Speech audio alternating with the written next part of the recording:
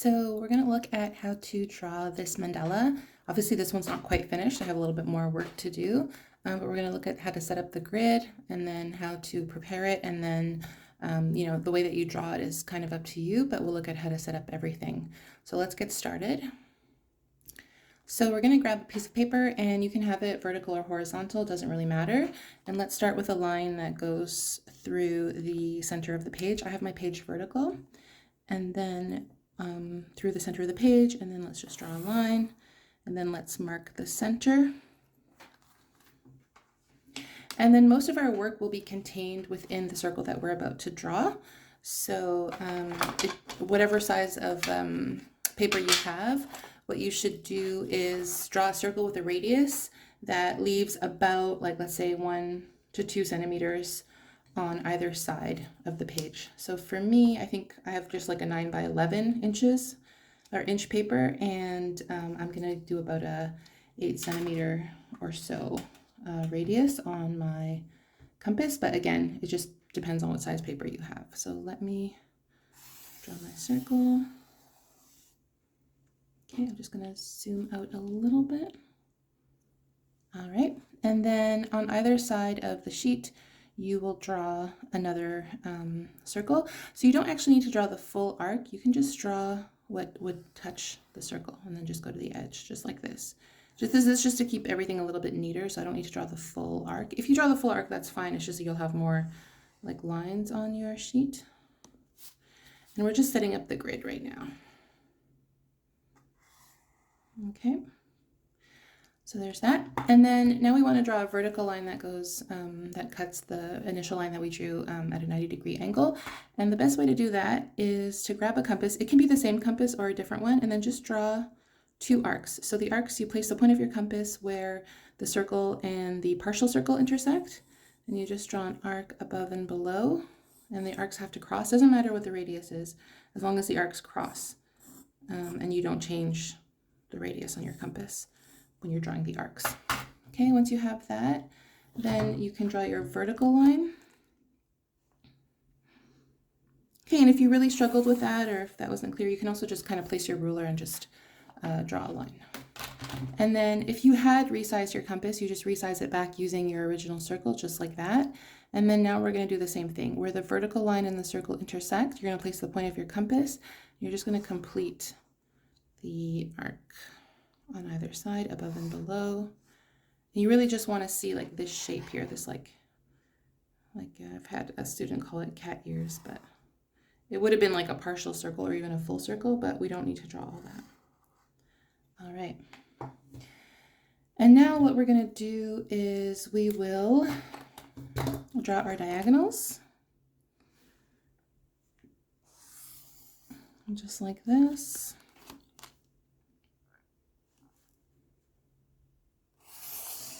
And then just for the sake of visibility on camera, I'm just going to draw my vertical and horizontal a little bit darker with the marker. Just like that. Okay, you're still working in pencil ideally, because we're still in the construction phase, so we're just building our shape. All right, now we're going to draw a vertical and horizontal square. A dynamic and static square. So let us do that. So dynamic square connects the vertical, horizontal, vertical. Looks like a diamond. Kind of gives the eye the illusion of movement when we look at it. All right, just like that. And then the static square is just a square that we're drawing inside the circle.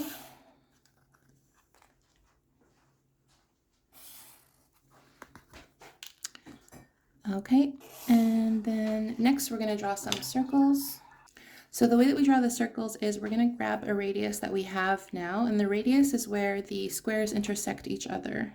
So we place the point of the compass where the squares intersect each other, and then we go to the next line, like the vertical or the diagonal. It actually should be the same, and you can kind of test it to see, your accuracy. So here it looks decent. All right, and you're going to go to each intersection, and you're going to draw these circles. And you can always like test and see like how your accuracy, and you may have to micro adjust the radius of your compass, like a slight adjustment, or where you place your compass, just to get that accuracy.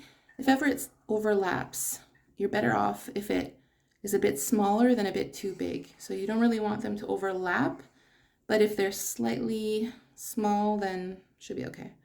If ever your accuracy is not fully accurate, then that's what you can do.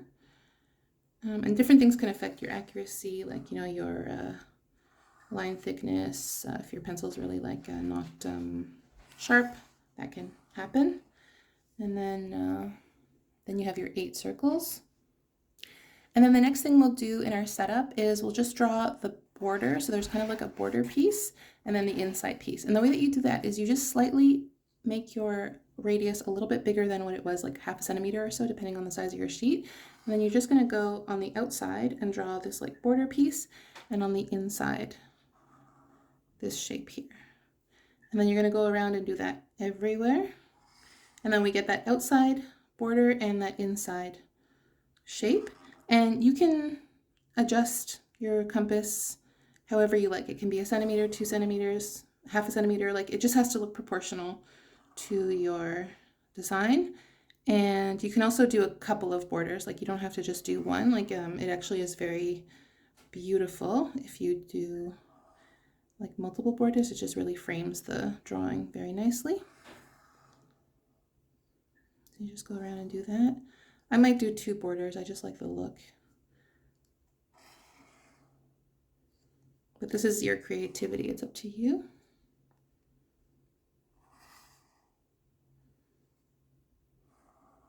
And there will be a mandala in the center, and then there will be 8 mandalas designs all around. So just like that. And then I'm going to do another border by opening my compass another 1/2 centimeter. So now I've done a double border all around. I just open my compass a little bit, like the radius a little bit more, and I just like that look of it. And then the next thing we want to do is we just want to divide our circles into 8 so that we can easily draw like our different mandala shapes. So here we're going to just go across vertically and add some divisions, and then horizontally we're going to add some divisions, and then diagonally on one side and diagonally on the other side, so that each circle is divided into 8. So the first thing we're going to do is vertical, so this one's already done. Now we're going to connect the centers and then just draw a line just to help us with division, so that our mandalas are like more harmonious, because everything is equally spaced. And that one's already done. Now let's go vertical. That one's done. So again, we're just connecting the centers, and it's always like skip 2 and connect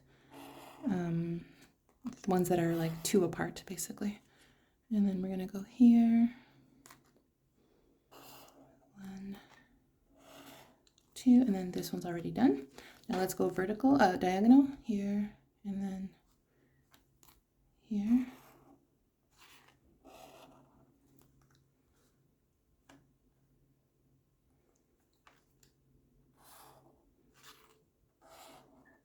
And then here, and then diagonally opposite. That one's done. And then see, we're still separated by 2 here and here and here and here. That one's already done. So now each circle is divided in 8 equal pieces, as you can see. Okay, so that's just going to help us. And then now it's kind of like up to us for our mandala. So to draw like that interior circle, now we're just going to eyeball it and see like what looks good, essentially. So if I look back at my original mandala here, so now we're going to draw this interior circle, and then we're just going to draw the mandala pieces, and you're basically going to use those 8 divisions to help you draw your design. And that's essentially what you're doing. So I'll let you do that on your own, but I'll just quickly here draw those interior circles. So you can go about like 1/3. It just depends on you know, the look that you want it to have. And of course, like the color you choose is up to you. And you know, are you going to use paint? Are you going to use marker, pencil, crayon? You can get different looks from each different medium. So that is up to you. And then You know, now it's really like your own decoration, your own style. And of course you would be working in pencil. I'm working in marker here, but you'd be working in pencil. And so, you know, you could lightly erase, or you could use tracing paper after you're done. And then this could be like your template, and then you draw it on your good paper, so that you're not erasing paper and like kind of damaging it a little bit. That part's up to you too. But then you would, you know, start your mandala. So, you know, you would, sometimes I like to do it in pencil first, just to like kind of, you know, then it's up to you here. Okay, like,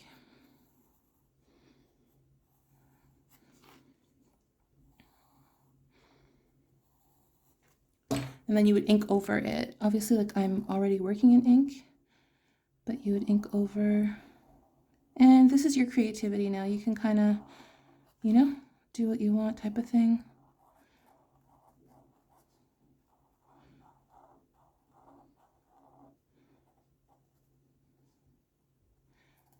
And the beauty of mandalas is like the repetition. So you would spend the time repeating and like drawing your pattern using the space that you've allotted.